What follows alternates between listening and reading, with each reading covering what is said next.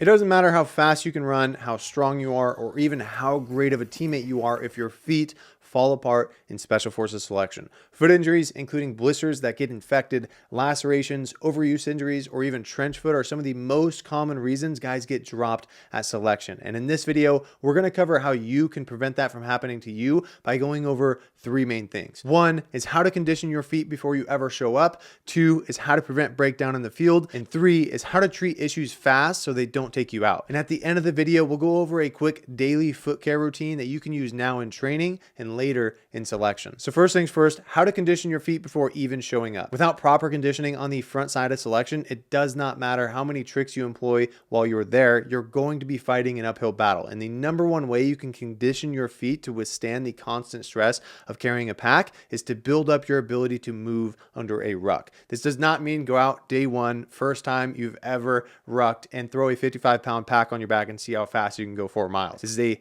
very common mistake that I see guys making all the time, and one that I even made myself when I first got started. And look, I completely get it. You're motivated, you want to get after it, and you know you're going to have to put in tons of miles at selection, so you want to see what you can do now. The problem with this is it creates issues right from the start. So instead, we want to gradually build up in both miles and weight. If you're new to rucking, start with about 15% of your body weight and focus on walking only rucks. It's not about seeing how fast you can go right away. It's about getting your body and feet conditioned to moving in boots and under a pack. As you stair step the weight and distance and become more conditioned, we want to introduce rucks over varied terrain. Things like trails, hills, sandy areas. This is going to get your feet shifting from side to side, which builds up the stability needed and resistance to hot spots. On a daily basis, wear shoes that have a wide toe box and minimal drop. We don't want to walk around daily with our feet super constricted, which can create issues over time that manifest in training. For this, I'm not affiliated with them in any way, but I personally wear the Born Primitive trainers, which are very comfortable, have a wide toe box, and helps with toe splay and overall foot health. But whatever shoe you decide to wear daily, make sure it lets your feet splay naturally. In terms of calluses, we want them, but we don't want them so thick or dry that we begin to crack or make treating a blister impossible.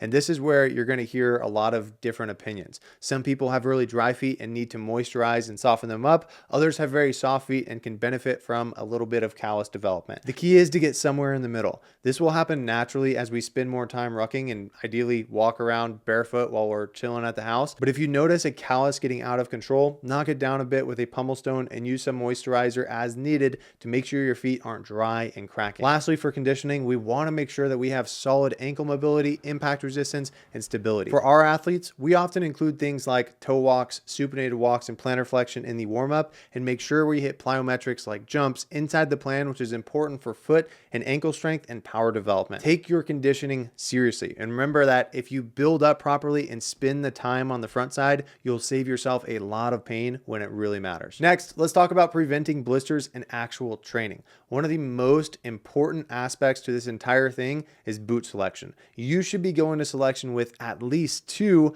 ideally 3 pairs of boots that are broken in and you feel confident rucking in without chewing up your feet. For timed rucks like during gate week, you want something lightweight but that still provides stability. And for land nav and team week, something a little more heavy duty with increased stability helps make sure you have the support needed to avoid injuries as you're walking through the woods over that varied terrain. Also, do not go with Gore-Tex or waterproof boots here. It sounds good, but when you walk through water, which you absolutely will at some point, they do not drain, so it just keeps the water inside and creates a ton of issues. And before I cover some of the brands I like, I want to note that the most important aspect of boot selection is that you find a boot that fits your feet well. We all have different feet, some wide, some narrow, and there's no one size fits all solution. So don't just go with a boot because I recommended it or a friend recommends it. Find one that fits your feet well and you are confident rucking it. Currently, I use the OTB M Carbon 8s for all my faster rucks. I use the wide version because my feet tend to run a little wide, but I've been rucking with them once per week over the last 3 months,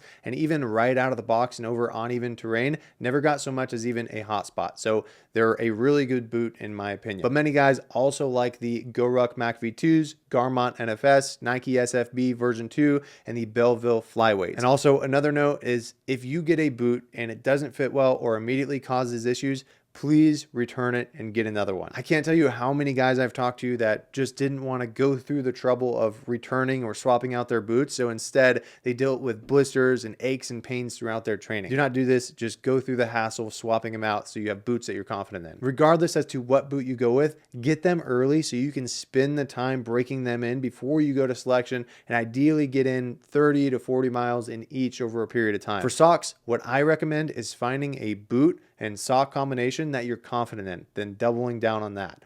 Always go with wool. Never, absolutely never get cotton socks. And some of the brands that I have used in the past and really liked were Darn Tough, Fox River, and Smartwool. Also, side note, you can never have too many socks at selection. While you're there, you're going to have to do laundry by hand. And when you're out in land nav, you can only bring in what you can carry on your back. And trust me, recycling crusty socks because you didn't bring enough is never a fun thing to do. Now, this next one was an absolute game changer for me. When I started using this in conjunction with everything else we talked about, I stopped getting hot spots or blisters completely. And this thing is Foot Glide. There's a bunch of them out there, but I personally use the Foot Glide stick and absolutely love it. You can get it for like 10 bucks on Amazon. It doesn't matter if you use this one or you go with another brand, but use something, whether it's a different brand or basic foot powder even. Play around with it in your training rucks and find what feels best and what prevents those hot spots for you. And finally, consider some custom insoles or orthotics. For some athletes, especially those with specific foot biomechanics, these can provide crucial support and shock absorption that the factory insoles simply don't. If you've had persistent issues or know that you have unique arch support needs, consult with a podiatrist or specialist for a custom solution, or hit up a local running store so they can scan your feet and match you with the best option. Now, what happens when things go wrong? Because despite your best prevention, issues can still pop up, and our goal is to handle them before they get out of hand. If you start noticing a hot spot while you're moving, especially if you're out in land nav where you have a little bit more time to stop and open up your ruck, you can stop and apply something like Leukotape, which can help prevent it from turning into an actual blister. But if you do get a blister, it's absolutely crucial that you take care of it as soon as possible. One of the worst things that can happen in this environment is that blister, which often becomes an open wound, getting infected. To avoid this, make sure you clean your feet. If all you have is wet wipes or alcohol wipes, use that, then air it out as much as possible and change to clean socks. When you do go for a ruck again, make sure you use something like moleskin, where you cut a hole in the middle, kind of like a donut, so you can add some padding to the area with the blister. Also, before you go to selection, or even right now, make sure you build out a simple blister kit to keep inside of your ruck. This should include things like Leukotape, moleskin, some small scissors for cutting tape and moleskin, alcohol wipes, and a safety pin or sterile lancet for draining if necessary. Now, we typically don't want to drain a blister unless we have to, but to do so, you first want to clean the area with an alcohol wipe, sterilize the safety pin with a separate wipe, then drain the blister from the side, not from the center. Once it's drained, make sure you don't peel the skin away, cover it up with moleskin or a small pad, and make sure you keep it clean over the next couple days. Like I said, the worst thing that can happen is it gets infected. Now, obviously, this is not medical advice, but in a field setting like SFAS, sometimes you have to treat issues on your own so you can keep moving. But always seek professional care or talk to a medic, even some of the candidates that might be medics, when possible, to make sure you're doing it right. If you notice redness or spreading beyond the blister area, pus or cloudy drainage, those are signs that it's getting infected, and it's important that you go see the medic at this point to prevent it from getting worse. Being quiet at this point and letting it get very infected is the worst thing you can do. They're not going to drop you if it's just a slight infection. They're going to give you some ointment. They're going to tell you what to do. But if you let it get worse to the point where they can't treat you, they might pull you out of training. Now, at the end of every day during selection, whether you're in the barracks during gate week or out in the woods during land nav, you will get some downtime. This is the time to make sure we get ahead of any issues and set ourselves up for the upcoming day. First, take off your boots as soon as you can. You want to let your feet and your boots air out. So absolutely do not be that stinky dude that just lives in his boots, even in the barracks 24/7. Once they're off, inspect your feet, look for any hot spots, blisters forming, cracks, or any issues you see, and take care of it right away. Next, wipe your feet clean. Whether you have blisters or not, clean your feet daily. If you're out in the field, even something as simple as cleaning everything out with a wet wipe will be a huge help. Like I said, some guys get really dry feet, which can lead to cracking and other issues. So if you notice something like that happening, use something like O'Keefe's Healthy Feet to get ahead of it. And lastly,